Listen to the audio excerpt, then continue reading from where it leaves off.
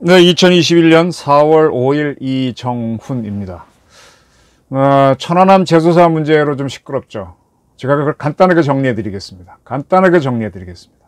오늘의 제목은 군 사망사고 진상규명위원회 이광철, 청와대 민정비서관이죠. 이광철은 누구인가? 부제는 규명이, 이 군 사망사고 진상규명위 같은 규명이, 또 대검에 있는 과거사위원회, 국정원에 있었던 국정원개발위원회 같은 그런 각종 과거사위원회들은 좌파형 일자리 아닌가. 그리고 대한민국은 어떻게 좌파의 천지가 되는가를 제가 구조적으로 설명을 드리겠습니다. 천안함 좌초소를 주장해온 신상철 씨, 천안함 민군합동조사위원 했던 사람이죠. 그가 군 사망사고 진정 접수 마감 시한인, 그게 작년 9월 14일이었습니다. 일주 전쯤인 9월 7일에 천안함 승조원들이 정확한 사망 원인을 밝혀달라며 진정서를 제출했습니다. 네, 신상철 씨, 저도 좀 알고 있는 사람입니다. 지금 화면에 나오겠지만 제가 천안함 정책이라는 책을 썼습니다. 천안함 사건이 일어나고 난 다음에 종합적인 보고서는 제가 제일 먼저 썼습니다. 이어서 천안함 백서가 나왔을 겁니다. 정부에서 만든 거. 천안함 백서 만들 때 저도 조금 마지막에 검토위원으로 들어가서 제가 한 40-50개의 문제를 좀 문제가 있다고 지적했는데, 아이고 뭐 어쩌고 하길래 그래 그럽시다 하고 넘어가 준 적이 있는데, 그 후에 이제 많은 사람들이 천안함에 대한 책을 냈죠. 천안함에 대해서는 제가 굉장히 좀 기자로서 제 자존심을 걸고 할 이야기가 좀 많습니다. 정확한 걸 얘기할 수 있습니다. 정확한 걸 얘기할 수 있습니다. 자, 이렇게 신상철 씨가 그때 어떤 행동을 했는지는 다 기억하실 거고요. 조사위원으로서. 그가 진정서를 내고 난 다음에 3개월이 지난 작년 12월 14일 이 대통령 소속 군 사망사고 진상규명위원회, 약칭 규명위로 하겠습니다. 이 규명위가 이 대통령 소속이라는 걸 유심히 보셔야 돼요. 우리나라는 대통령 소속의 위원회가 너무 많고요. 여기서 국가 예산이 진짜 줄줄 새고 있습니다. 이 규명위에서는 내부 검토를 거쳐 전체 회의에서 이 사건, 그러니까 신상철 씨가 요구한 대로 조사를 개시하자 결정을 했습니다. 이러했던 규명위원회가 그러니까 만 4개월 정도 지난 4월 2일 임시위원회를 열어, 이 규명위원은 7명이거든요. 위원장 포함해서 만장일치로 신상철 씨가 요구했던 진정을 각하 결정을 했습니다. 아니, 작년 12월 14일에는 조사 개시를 결정해 놓고 올해 4월 2일에는 만장일치로 각하를 했습니다. 이거 뭐예요? 국록을 먹는 사람들이 이래도 됩니까? 그러면서 변명을 대기를, 작년에 재조사 결정 과정에서 절차상 하자가 있었다. 아니, 당신들 자격이 어떤 것이 요구되는 사람들인데 이런 절차상 하자를 발견 못해? 내가 이따 법에서 하나씩 읽어드릴게요. 어떤 사람들이 위원이 되는지 규정이 돼 있거든요. 신상철 씨는 관계법령이 정한 진정인에 해당되지 않는다라고 그랬습니다. 아니, 관계법령도 안 보고 작년에는 그런 결정을 하셨어요. 아이고, 그럼 사퇴를 하시거나 그동안 받아먹은 국록은 토해내셔야지. 자, 규명위 설립 운영 근거인 군 사망사고 진상규명에 관한 특별법이 있습니다. 그리고 그 시행령이 있습니다. 이 법과 시행령에 따르면 군 사망사고를 당한 사람과 친족관계에 있는 사람, 또는 군 사망사고에 관해 특별한 사실을 알고 있는 사람, 목격자, 또 목격자로부터 직접 전해 들은 사람이 진정할 수 있다고 되어 있습니다. 신상철 씨 가족 중에는 천안함 타서 희생된 사람이 없고요. 그런 천안함 사건을 저만큼도 열심히 보지 않은 사람으로 알고 있습니다. 저는 기자로서 진짜 백령도도 몇 번 갔다 왔고, 이 양반 조사위원회에서 봤겠지만은 자격이 없습니다. 그렇다면 저도 진정할 수 있는 자격이 있는 사람이기요. 이제 와서 규명위 위원들은 전체 회의를 열어서, 임시위원회 열어서 이렇게 변명을 합니다. 작년에 신상철 씨가 진정한 안건이 여러 건을 처리한 모양이죠. 거기에 포함되어 있는지 몰랐다. 몰랐다? 그래서 이 사람이 자격이 있는지 없는지 검토도 안 했다.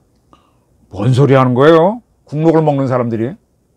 당장 해임해야 할 사람입니다. 이건, 와, 이거 대단한 배임입니다. 심사하지 않았던 얘기죠. 이에 대해서 한 관계자는 신상철 씨 진정권에 대해서는 규명위 전체 회의에서 규명위원 7명이 참석한 전체 회의에서 조사 여부를 논의해 결정해야 되는데 그렇게 한 게 아니라 실무진, 이게 사무국입니다. 규명위원회 사무국에서 작성한 조사 개시 결정 원안을 그대로 의결했다는 얘기가 되는 거예요. 위원들은 그 내용을 살펴보지도 않았다는 얘기가 되는 거예요. 심각하죠.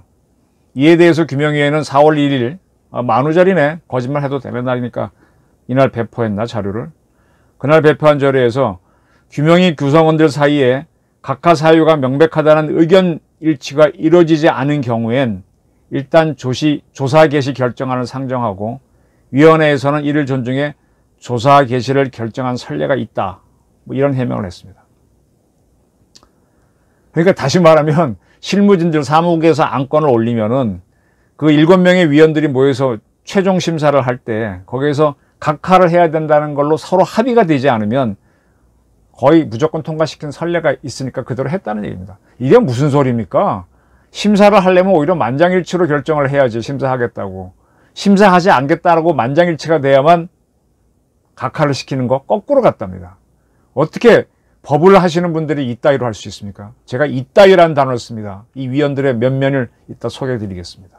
제가 실명은 공개하지 않겠지만 어떤 사람인지 설명을 해드리겠습니다. 네, 그러면 결국은 규명위원 7명은 실무진들이 올린 거를 통과시켜주는, 그러니까 7명의 전체가 반대하지 않으면, 만장일치로 반대하지 않으면 무조건 통과시키는 거수의 역할을 했다는 그런 거죠. 네, 이런 사람들한테 대한민국은 장관급에 해당하는 대우와 봉급을 줬습니다. 그리고 규명위원회 사람들에서는 거기에 84명으로 구성되어 있거든요. 특정 인사가 분명히 이거는 문제가 있다고 했음에도 불구하고 천안함 제소 사건을 밀어붙였다라는 이야기가 나오고 있습니다. 누가 밀어붙였을까요? 진짜 나쁜 사람이죠.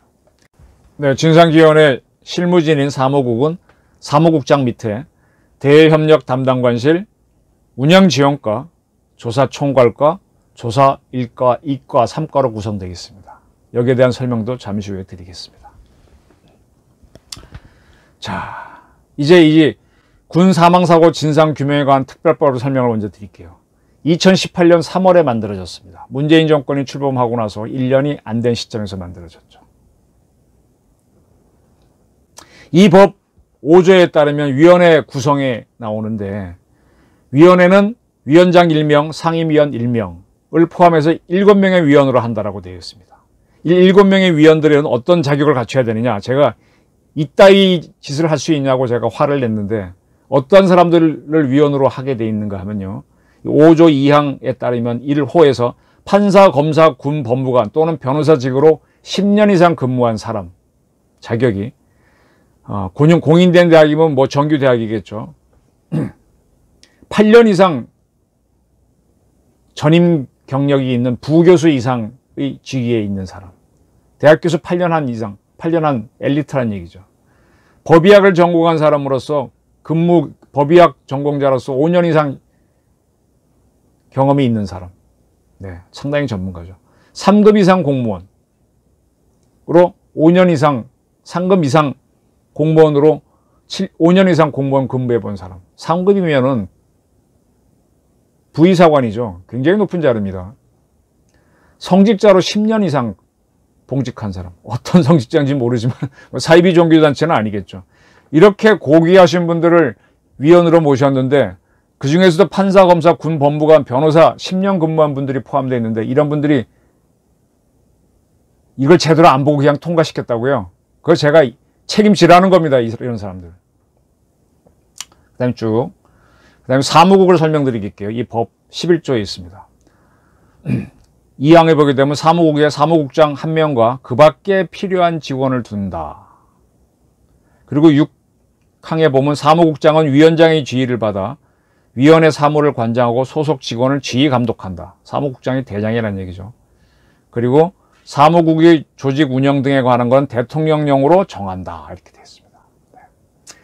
이 법에는 사무국이 어떻다는 것에 대해 자세한 설명이 없어요. 사무국장 1명과 필요한 직역만 둔다 그래서 많아야 2명, 3명일 것 같죠. 근데 이걸 시행령으로 정한다 그랬습니다. 대통령령으로. 대통령이 딱 가보면 하고 깜짝 놀랍니다. 이 대통령령, 시행령 제5조에 가게 되면 5조 1항에 이게 위원회, 이 규명위원회 전체에 대한 설명입니다. 위원회에 두는 공무원의 정원은 위원장 및 상임위원을 포함하여 84명으로 하고 직급별 정원은 별표 1과 같이 한다. 84명이면 굉장히 큰 조직입니다. 제가 속해 있는 동아일보 출판국, 저희 신동아 만들고 주간동아 만들고 여성동아 만들고 하는 이 전체가 84명이 안 됩니다. 그래도 유력한 대한민국의 언론을 만들 수 있습니다. 84명이나 구성하고 있다고요? 그럼 인건비로도 어마어마하게 나가겠네. 좋습니다. 그런데 그 2항에 보게 되면은 이 84명 중에서 15명은 검찰청, 4명은 행안부, 15명은 경찰청, 3명은 국방부, 1명은 문화체육부, 1명은 국가보훈처, 1명은 방송통신위원회 공무원으로 해야 된다라고 되어 있습니다. 그럼 간단하게 정리하면 84명 중에서 40명은 원래 공무원, 늘 공무원, 정식 공무원이죠. 그걸 늘공이라고 하죠, 늘공. 그 다음에 어쩌다 공무원이 갑자기 들어온 사람은 뭐라 그럽니까? 속어로 어공이랍니다, 어공.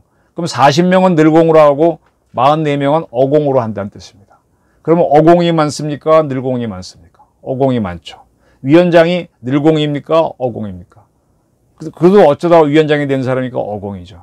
사무국장도 어공이면 이 조직은 공무원의 아닌 비공무원 중심으로 흘러가면서 그들이 이념성이 강하면 이념성 강한 조직이 되어버립니다.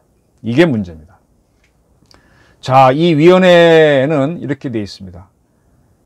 아까 이제 규명위원회죠. 규명위원회 위원장 밑에는 보좌관 1명을 두며 사무국장 밑에는 대외협력 담당관 1명을 둔다 라고 되어 있습니다. 위원장 밑에는 보좌관 1명을 둔다. 사무국장 밑에는 대외협력 담당관 1명을 둔다. 사무국장이 꽤 센 자리 같습니다. 그리고 이제 위원장 밑에 있는 보좌관은 4급 상당의 별정직 공무원을 한다. 4급이면요. 여러분들 고시 붙었다 할 때 고시 붙으면 5급이잖아요. 사무관. 거기서 서기관 올라가려면 4급인데 사기관 되려면 한 10년 가까이 걸리지 않나요? 근데 그거를 정식 공무원이 아닌 별정직 공무원. 별정직 공무원이 한마디로 얘기하면 어쩌다 공무원 된 어공입니다. 데리고 들어와서 4급을 시킬 수 있다는 얘기죠. 그러면 그 사람은 좌파면 좌파가 되는 거죠. 네. 그리고 사무국장은 고위공무원단에 속하는 별정직 공무원을 한다. 고위공무원 고공단이라는 거는 1급, 2급, 3급 관리관, 이사관, 부이사관급을 통칭해서 이제 고위급이라 그러는데 거의 1급 정도를 주는 것 같아요.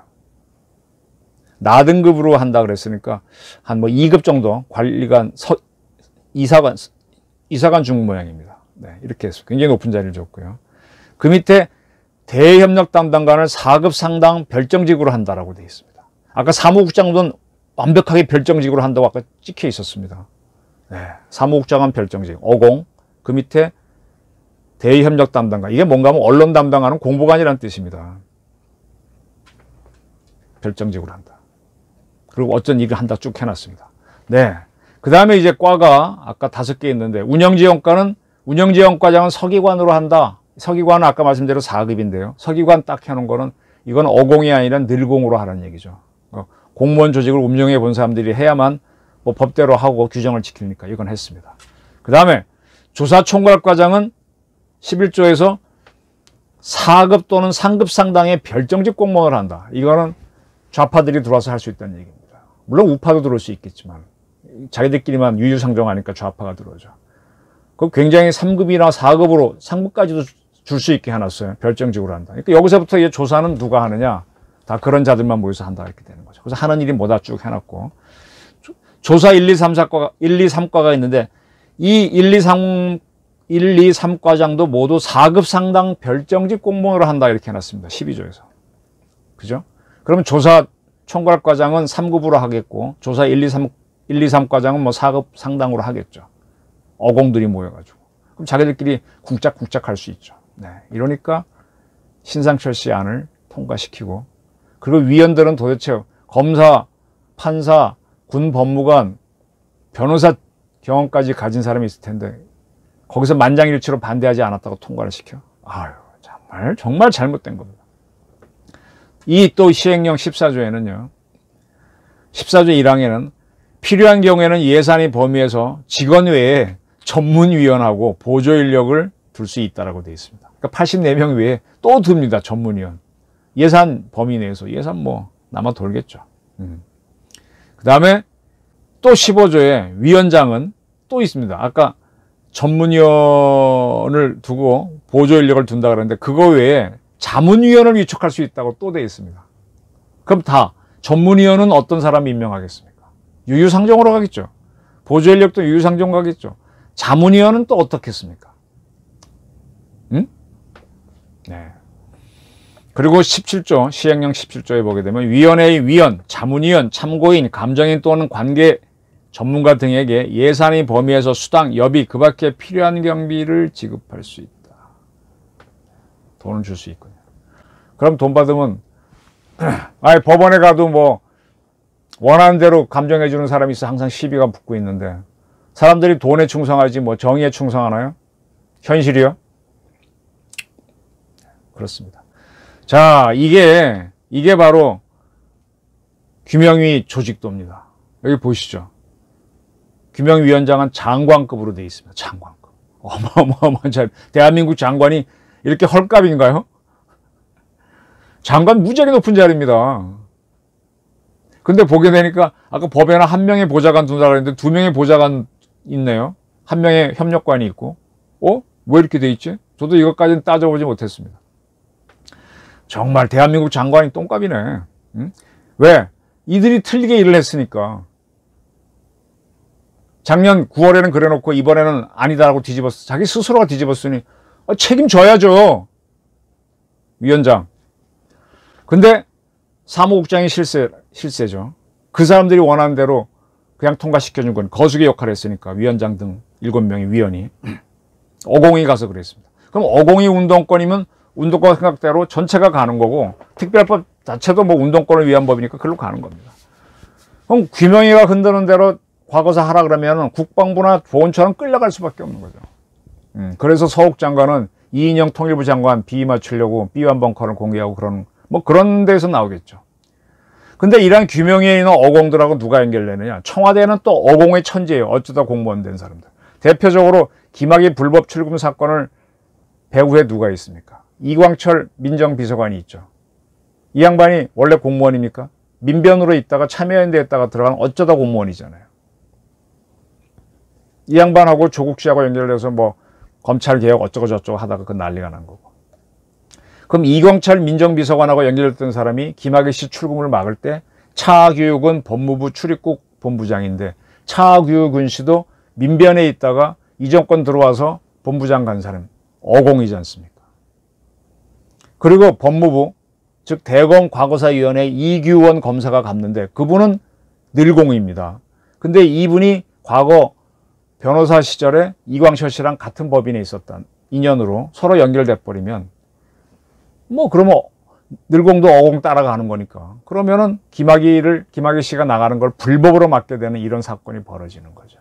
와서 그게 창피하고 부끄러우니까 지금 막 이성윤 씨를 어떻게 조사 안 받게 하려고 온갖 참 난리 법석을 피우고 있지 않습니까? 그런데 대통령이 이광철 씨, 그럼 이 김학의 불법 출금 배후에는 이광철이 있는 게 분명한데 이광철은 누구 믿고 있겠어요? 문재인 대통령 지시잖아요. 문 대통령이 검찰과 경찰은 조직의 명운을 걸고 하라 그랬지 않습니까? 대통령이 틀리면 안 되니까 지금 어떻게든 이성윤 씨 조사 안 받게 하려고 그러고 차기훈 씨는 뭐 구속 피하긴 했지만 그렇게 마음대로 하는 게 이 대한민국이 법치국가가 무너지게 되는 거죠. 개판이 되는 거죠. 김학의 불법 출금 사건의 중점은 이광철과 그 윗선입니다. 문재인 대통령이고요. 천안함 재조사를 하게 된 실무진의 대표는 누구일까요? 그가 바로 규명위원회의 이광철이죠. 이광철 윗선일 수도 있고요. 누가 규명위원회에서 이광철 역할을 했느냐? 이거를 누군가가 고발을 해가지고 검찰이 수사를 하게 했으면 좋겠습니다. 제가 이 사건을 설명드린 것도 법조인들이 보시고 좀 하라고 하는 얘기입니다. 그리고 그 규명위원 7명의 위원, 군 법무관 출신, 판사, 검사, 변호사 출신, 그 대학교 부교수 이상, 성직자, 10년 경력, 3급 공무원, 법 다 아는 분들, 바르게 사신 분들인데 왜 엉터리로 통과시켰습니까? 그분들에 대한 수사도 하게 하십시오. 그 윗선이 누구인지도 있으면 찾아내고요. 똑같은 게 이 문재인 정권에서 한 탈핵 정책도요. 박원순 씨가 서울시장에 있을 때 그때 서울시 산하의 기관에 김수현이라는 사람이 있었습니다. 그런데 그러한 박원순 씨가 이끄는 서울시에서 원전 하나 줄이기 운동을 했어요. 원전에서 나오는 전기는 서울시가 제일 많이 쓰면서 원전 하나 탈핵 운동가들이 다 모여 있었습니다.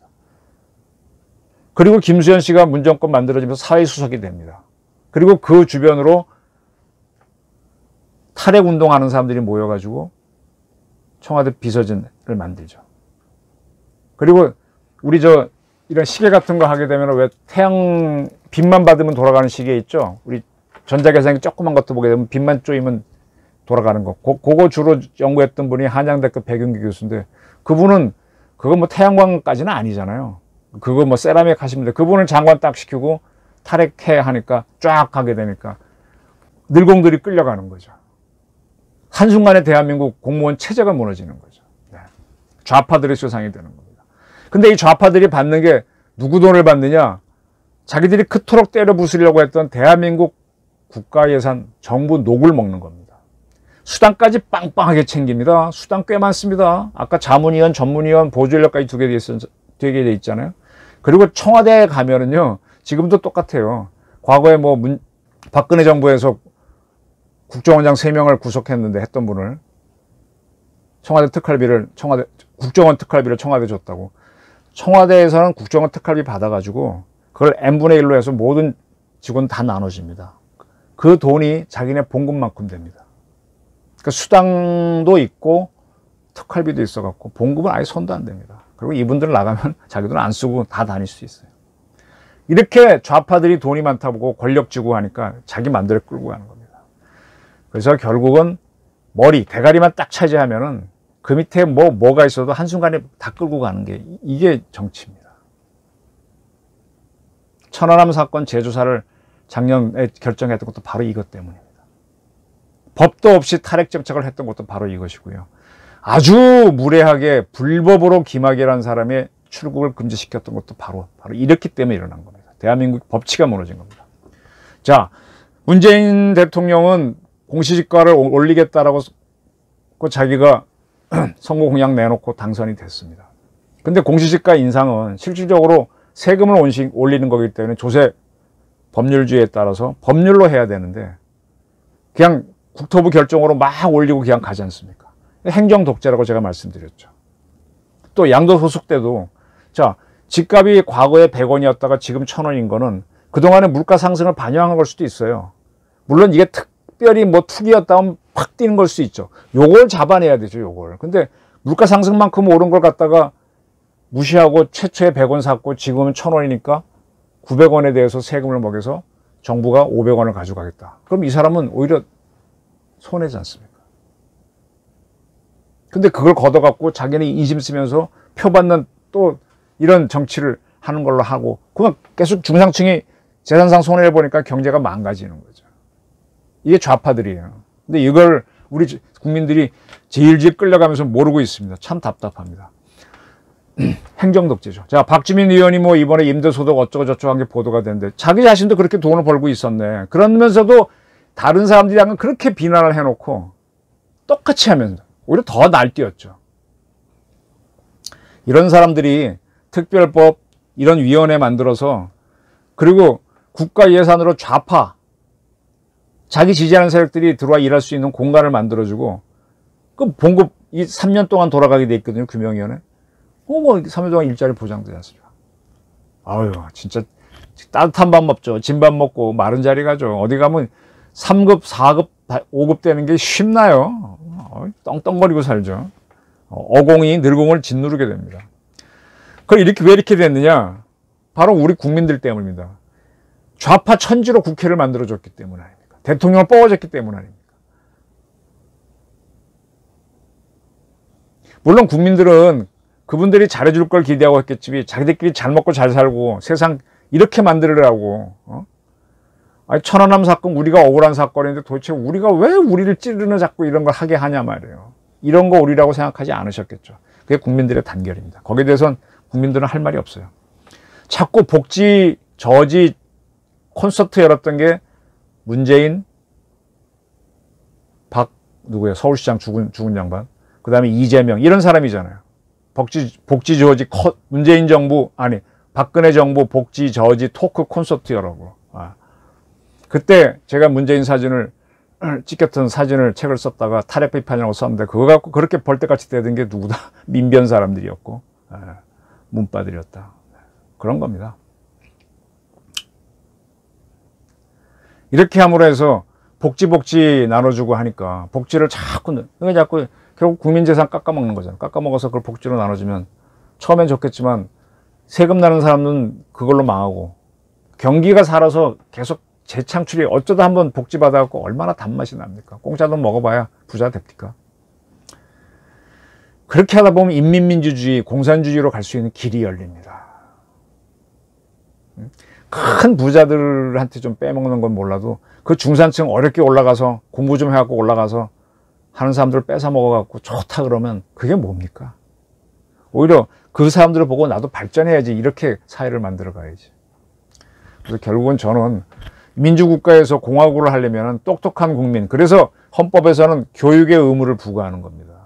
민주주의 공화국을 하려면 어느 정도 알아야 되거든요. 그래서 공교육을 하게 하고 의무교육을 하는데 그걸 제대로 안 하셨는지 아니면 못 따라가는지 그런 국민이 많다는 게 너무 서글프네요, 저는.